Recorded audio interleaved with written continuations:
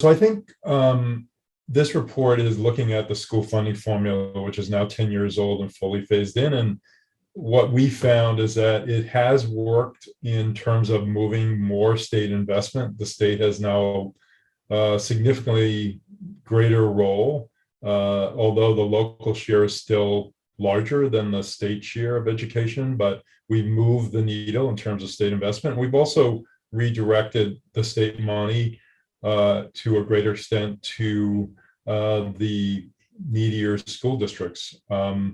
But it has not been sufficient to create equity, and we have some serious equity issues where, for example, Pawtucket and Woonsocket are among the bottom 5 in per pupil expenditures. Central Falls is in the bottom 10. Providence is only slightly above the median, despite having one of the largest proportions of disadvantaged students. So I think, there needs to be some changes and improvements in the school funding formula. I think that's the main takeaway. We also have some concern and focus on the federal funds.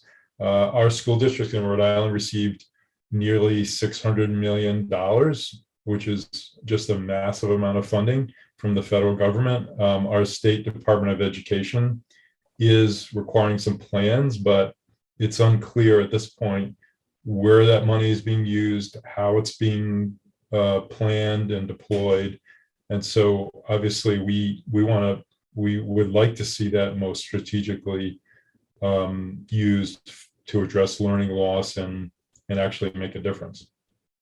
And the thing I keep hearing as I talk to people about the current funding formula, and especially people who don't want it to change, is that those districts that are struggling, the Pawtuckets, the Woonsockets, they should just divert more of their local money to education, that they're not prioritizing education enough.